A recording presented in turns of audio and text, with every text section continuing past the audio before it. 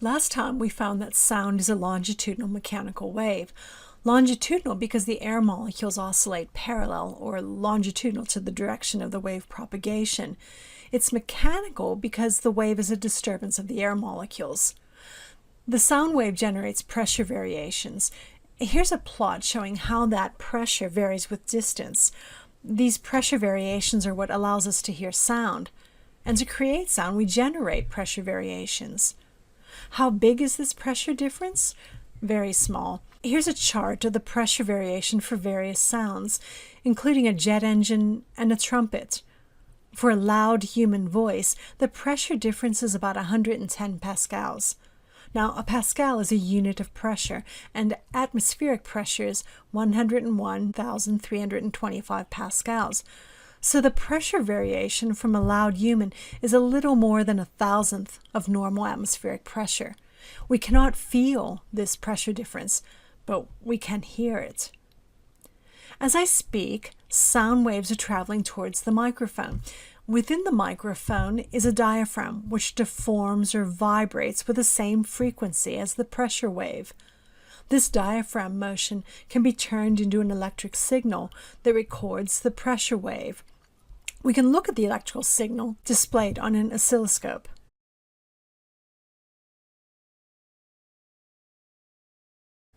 This is an oscilloscope that you can interactively use on the web. It shows the electrical signal generated by the microphone.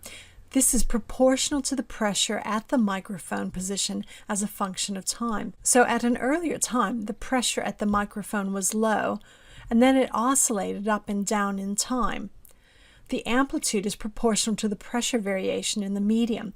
The period is the time that it takes for the pressure wave to advance one wavelength, or the time between consecutive crests. Let's see how the oscilloscope responds in real time. First, note the response when I click a mouse button. I'll slow it down so that you can see that the pressure wave moves from right to left as time advances. Now I'll sing into the microphone. I've just frozen the wave in time, so you can see that this is the amplitude of my voice and this is the period. And you can measure the amplitude. Remember, you are measuring an electrical signal, volts. So each division is associated with a specified voltage shown here.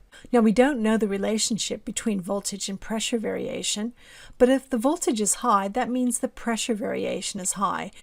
The amplitude is proportional to the loudness or volume of the sound. Large amplitude sound is loud. Small amplitude sound is barely heard. You can test this at home.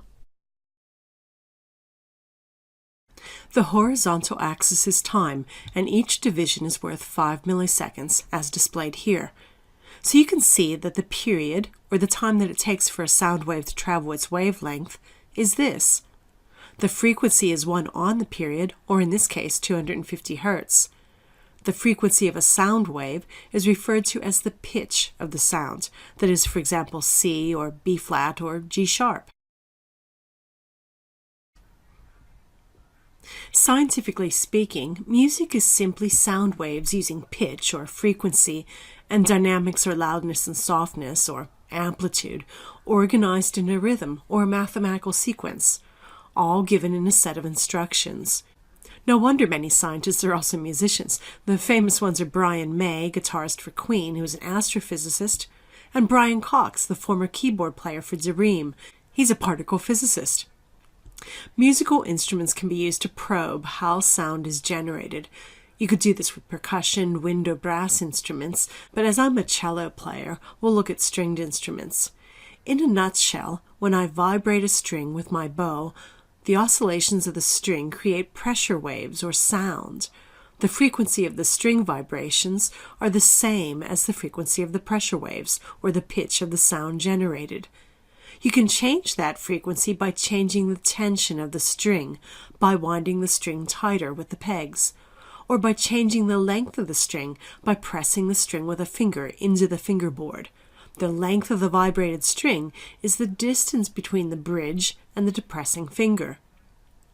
The string's frequency also depends upon the mass per unit length of the string. There are 4 strings of different diameter or mass. So by vibrating or bowing different strings while changing the length of the strings with your finger, you can generate different pitches.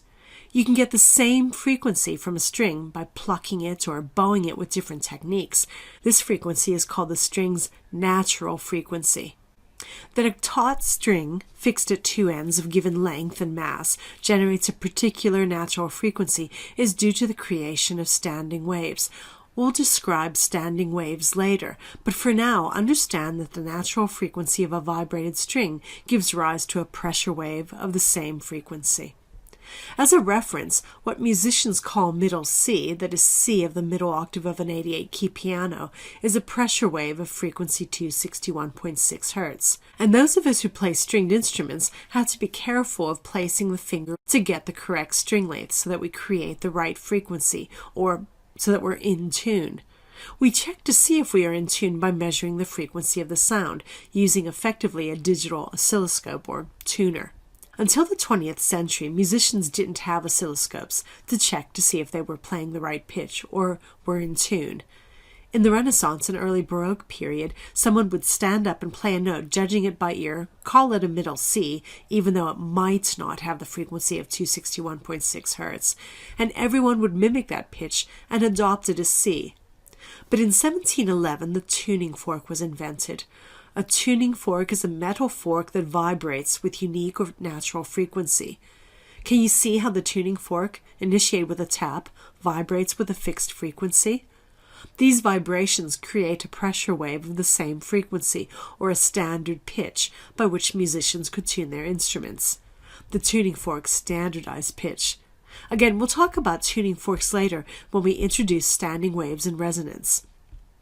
Next time, we'll look at microphones in a little more detail. It ends up the ear is a microphone that converts sound waves to electrical signals that are passed to the brain. Then we'll look at loudspeakers and a simulation of how air responds to pressure waves.